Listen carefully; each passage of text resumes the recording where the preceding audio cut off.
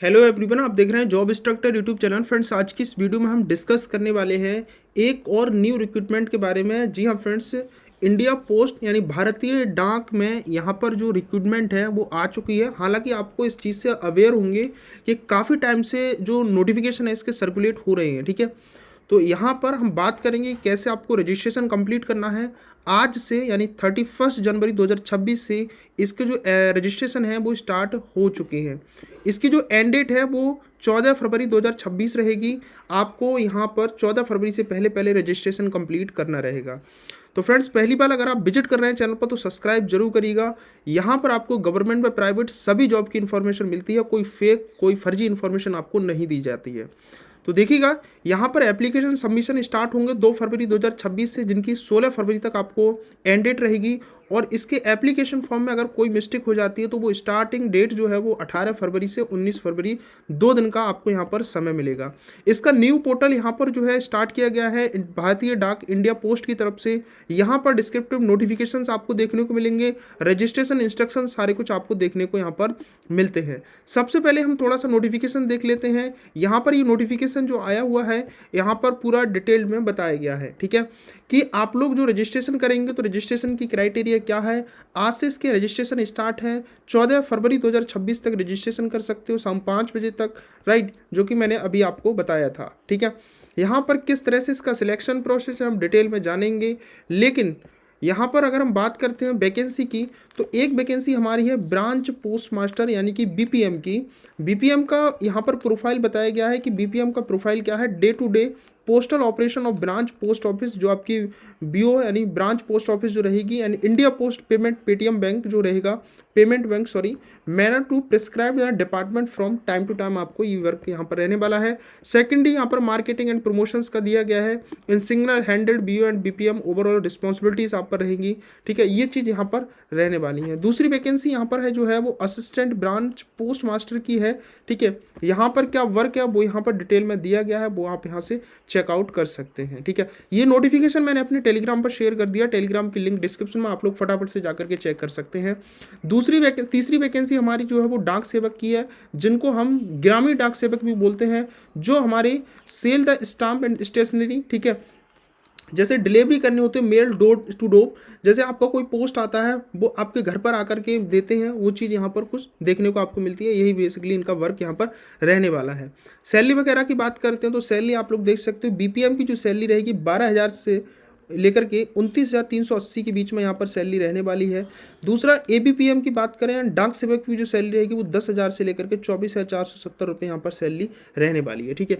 उसके बारे में हम थोड़ा सा और डिटेल में जानेंगे, लेकिन उससे पहले यहाँ पर आप लोग जान लीजिएगा कि इनकी जो उम्र है वो 18 साल से लेकर के 40 साल तक आपकी एज होनी चाहिए, तभी आप इसमें फॉर्म अप्लाई कर सकते हो। दूसरा यहाँ पर SC/ST के लिए 5 साल की छूट है, ओबीसी के लिए 3 साल की, ईडब्ल्यूएस के लिए कोई रिलैक्सेशन नहीं है, पीडब्ल्यूडी के लिए 10 साल का रिलैक्सेशन है। पीडब्ल्यूडी ओबीसी कैंडिडेट है तो उसके लिए 13 साल का रिलैक्सेशन है, पीडब्ल्यूडी SC/ST कैंडिडेट है तो उसके लिए 15 साल का रिलैक्सेशन है, ठीक है। तो यहाँ पर इस तरह से इस नोटिफिकेशन है। थोड़ा नोटिफिकेशन से पहले यहाँ पर रजिस्ट्रेशन कैसे कंप्लीट करना है वो यहाँ पर हम चेकआउट कर लेते हैं। तो यहाँ पर जब आप इंडिया पोस्ट की ऑफिशियल वेबसाइट पर आएंगे तो आने के बाद यहाँ पर कुछ इस तरह का इंटरफेस मिलेगा, और यहाँ से आपको देखने को मिलेगा click here to register and apply. इस टैब पर आपको क्लिक करना है। क्लिक करने के बाद यहाँ से आपको न्यू कैंडिडेट रजिस्ट्रेशन वाली टैब पर क्लिक करना होगा।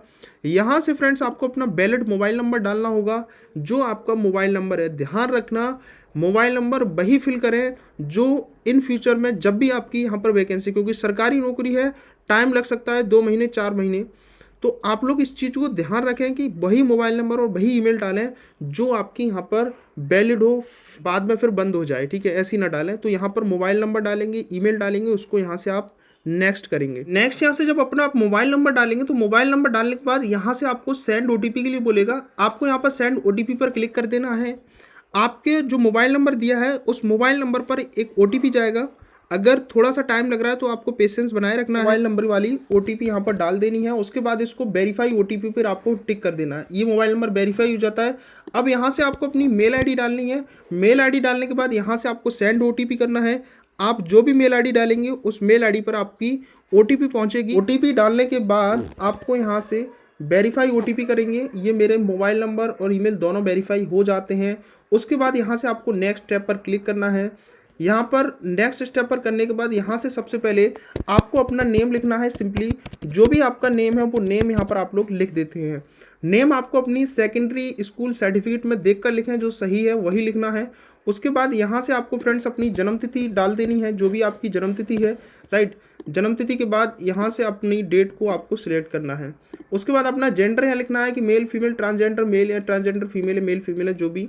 उसके बाद यहाँ से आपको अपने फादर जी का नेम लिखना है, जो भी आपके फादर का नाम है वो लिखने के बाद यहाँ से आपको अपनी माता जी का नाम लिखना है, ठीक है, जो भी आपकी माता जी का नाम है। उसके बाद यहाँ से आपको अपनी कम्युनिटी सिलेक्ट करनी है कि आप UR, OBC, SC, ST, EWS कौन सी कैटेगरी से बिलोंग करते हैं, वो कैटेगरी यहाँ पर आपको लिख देनी है, ठीक है। तो इस तरह से आपको अपना कुछ एप्लीकेशन फॉर्म फिल करना है। उसके बाद यहाँ से आप उसको कंप्लीट करेंगे। कंप्लीट करने के बाद यहाँ से आपको एक रजिस्ट्रेशन नंबर मिल जाता है, ठीक है। आपका यहाँ पर रजिस्ट्रेशन जो है वो कंप्लीट हो चुका है, ठीक है। तो ये रजिस्ट्रेशन कंप्लीट हो चुका है। रजिस्ट्रेशन कंप्लीट होने के बाद अब आपको कुछ नहीं करना है, आपकी मेल और मोबाइल नंबर पर ये रजिस्ट्रेशन नंबर भेज दिया जाएगा, ठीक है। उसके बाद फ्रेंड्स आपको यहाँ पर आना है। आपका रजिस्ट्रेशन जैसा कि इसमें बोला गया है कि 14 फरवरी से पहले करना है। ये ना सोचें कि इसकी जो एप्लीकेशन फॉर्म है वो हम बाद में फिल करेंगे। तो यहाँ पर एक चीज़ दी गई है, जिस तरह से पहले ओटीआर आपने सुना होगा, रेलवे में ओटीआर फिल होता है, ठीक है, जैसे एसएससी है, तो यहाँ पर पहले रजिस्ट्रेशन होते हैं। उसके बाद यहाँ पर मेरा एक रजिस्ट्रेशन आईडी बन गई। जब भी मैं यहाँ पर लॉगिन करूँगा तो लॉगिन एंड रजिस्ट्रेशन पर क्लिक करूँगा, यहाँ से मुझे कैंडिडेट रजिस्ट्रेशन का ऑप्शन जो मिलेगा, तो इस तरह से आपको यहाँ से लॉगिन करना रहेगा, ठीक है। उसके बाद आपको जो रजिस्ट्रेशन आईडी मिली है, वो रजिस्ट्रेशन आईडी के बाद अभी ये टैब ओपन नहीं है, इनेबल नहीं है। ये जो टैब ओपन होगी वो 2 फरवरी से ओपन हो जाएगी, ठीक है। यहाँ पर आ जाएगा लॉगिन न्यू कैंडिडेट, लॉगिन के लिए जो ऑलरेडी रजिस्टर्ड कैंडिडेट हैं तो वहाँ पर लॉगिन करके आप लॉगिन यहाँ से कर सकते हैं। फॉर्म कैसे फिल करना है, मैं जैसे ही इसके एप्लीकेशन फॉर्म 2 फरवरी से स्टार्ट होंगे मैं आपको तुरंत ही बता दूंगा कि कैसे आपको फॉर्म फिल करने हैं, ठीक है। थोड़ा सा नोटिफिकेशन को रीड आउट कर लेते हैं यहाँ पर हम। तो जैसे इसमें बोला गया है साफ साफ कि पहले आपको जो है अपना ओटीआर कंप्लीट करना पड़ेगा, वन टाइम रजिस्ट्रेशन। उसके बाद 2 फरवरी से इसके एप्लीकेशन फॉर्म फिल होंगे, ठीक है। ओटीआर कंप्लीट करने के लिए यहाँ पर आपको मैंने बता दिया कि कैसे आपको ओटीआर यहाँ पर कंप्लीट करना रहेगा, ठीक है।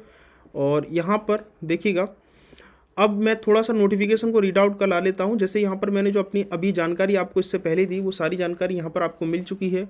उसके बाद एजुकेशन क्वालिफिकेशन की बात करते हो तो जीडीएस के लिए सेकेंडरी हाई एग्जामिनेशन कि आपके पास सर्टिफिकेट पास हो, यानी कि 10th standard with passing marks certificate आपके पास हो, मैथमेटिक्स और इंग्लिश कंडक्ट में होनी चाहिए आपकी, तभी आप यहाँ पर जीडीएस के लिए अप्लाई कर सकते हो, ठीक है। एनेक्सा 3 भी यहाँ पर दिया गया है डिपार्टमेंट के बारे में। और यहाँ पर जैसे पोस्ट की बात करते हो तो पोस्ट यहाँ से आप चेक कर सकते हो, जैसे बैकेंड पोस्ट यहाँ पर दी गई है। सर्किल आप यहाँ से देख सकते हो कि आप कौन सी स्टेट से बिलोंग करते हो। फॉर एग्जांपल मैं उत्तर प्रदेश सर्किल से बिलोंग करता हूँ। उत्तर प्रदेश में डिवीज़न यहाँ से चूज़ करेंगे कि आपका जिला कौन सा है, डिस्ट्रिक्ट कौन सी है, वो डिस्ट्रिक्ट यहाँ से चूज़ करेंगे। यहाँ पर आपको डिस्ट्रिक्ट वाइज पोस्ट मिल जाएगी कि अलापुर, ठीक है, में बीपीएम की पोस्ट है, सैलरी कितनी रहेगी, किस कैटेगरी के लिए, हिंदी लैंग्वेज वहाँ की आनी चाहिए, पिन कोड क्या है। तो इस तरह से यहाँ पर जो वैकेंसी है वो वैकेंसी दे रखी है, ठीक है। उसके बाद जैसे यहाँ पर पोस्ट बात करें तो जुनाबई है यहाँ पर, ठीक है। तो इस तरह से आप अब यहाँ पर चेक कर सकते हो कि बीएम की पोस्ट है कि एबीएम की पोस्ट है, ठीक है। तो इस हिसाब से यहाँ पर जो पोस्ट है वो दे रखी है। यानी अगर डाक सेवक जीडीएस की पोस्ट है तो यहाँ पर दे रखा होगा कि डाक सेवक, ठीक है, उजिहानी में है, ठीक है। इस तरह से यहाँ पर पोस्ट को आप चेक कर सकते हो। अब अगर मान लो आप किसी दूसरी स्टेट से बिलोंग करते हो, महाराष्ट्र से बिलोंग करते हो, तो महाराष्ट्र का यहाँ से चेक कर सकते हो कि आप कौन सी डिस्ट्रिक्ट से बिलोंग करते हैं। मान लो पुणे, ठीक है, ऑफिशियल डिवीज़न मेरा है, तो वहाँ से आप लोग इस तरह से यहाँ पर चेक कर सकते हो, ठीक है। तो ब्रांच ऑफिस जो भी है, बीपीएम की पोस्ट है या एबीपीएम की पोस्ट है या डाक सेवक की है, वो यहाँ से आप लोग इस तरह से चेकआउट कर सकते हो और किस कैटेगरी के लिए कितनी कितनी पोस्टें यहाँ पर दी गई हैं। एक चीज़ ध्यान रखना, जैसे यहाँ पर दिया गया है राबिट, ठीक है, यहाँ पर डाक सेवक की पोस्ट है, 10,000 सैलरी रहेगी, यूआर कैटेगरी के लिए मराठी लैंग्वेज आनी चाहिए। उस हिसाब से यहाँ पर कैटेगरी वाइज दे रखी है। तो उसी पोस्ट ऑफिस में ओबीसी के लिए पोस्ट है, उसी पोस्ट ऑफिस में यूआर की भी पोस्ट है, ठीक है, उसी में यहाँ पर ईडब्ल्यूएस के लिए पोस्ट है। तो इस तरह से यहाँ पर पोस्ट का आपका डिवाइडेशन हुआ है, वो यहाँ पर आप लोग चेक कर लेना। यहाँ पर हम थोड़ा सा सिलेक्शन प्रोसेस की बात कर लेते हैं। इसका सिलेक्शन प्रोसेस किस तरह से होगा और यहाँ पर क्या एग्ज़ाम होने वाला है, किस तरह से होगा, वो यहाँ पर देख सकते हो और वो यहाँ पर बताया गया है। तो यहाँ से सिलेक्शन क्राइटेरिया की बात करें तो सिलेक्शन क्राइटेरिया में आप लोग चेक कर सकते हो कि the merit list will be prepared on the basis of mark obtain the, ठीक है, conversion of grade point marks explain the sub paragraph, ठीक है। एग्ज़ाम के बेस पर ये नहीं होने वाली हैं। आपका जो होगा सिलेक्शन वो एक मेरिट बेस के आधार पर होगा, ठीक है। तो मेरिट बेस की बात करें तो बहुत हाई कट ऑफ जाती है, 95, 97, 98, 92 इस तरह की परसेंटेज के बिहाफ पर यहाँ पर सिलेक्शन होता है। तो अगर एग्ज़ाम होता तो आई थिंक मुझे लगता है कि जिसके 50% मार्क्स हैं, 40% मार्क्स हैं, ठीक है, तो उनको अगर एग्ज़ाम में अच्छा परफॉर्मेंस कराते तो आई थिंक मुझे लगता है कि उनका भी सिलेक्शन हो जाएगा।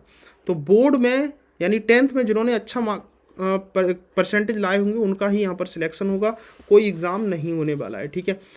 उसके बाद A1 ग्रेड की बात की गई है तो ग्रेड पॉइंट 10, ठीक है, मल्टीप्लिकेशन फैक्टर 9.2 माना जाएगा, A2 में 9 है तो 9.5 माना जाएगा। तो इस तरह से यहाँ पर ग्रेड भी आपका मिला हुआ है, वो चीज़ यहाँ से आप लोग चेक कर सकते हो, राइट। तो बेसिकली यही है, बाकी कुछ भी ऐसा नहीं है जो मैं आपको बताऊँ। इसके रजिस्ट्रेशन जो है 2 फरवरी से स्टार्ट हो रहे हैं। मैं रजिस्ट्रेशन तो हो रहा है लेकिन एप्लीकेशन फॉर्म 2 फरवरी से भरे जाएंगे। मैं आपको फॉर्म भर के बताऊँगा, बिल्कुल भी आप जल्दीबाजी ना करें। 2 फरवरी को आपको वीडियो मिल जाएगा तुरंत ही, ठीक है, कि कैसे कैसे आपको फॉर्म फिल करने हैं, ठीक है। तो मिलते हैं किसी नेक्स्ट वीडियो में, फिलहाल इस वीडियो में इतना ही।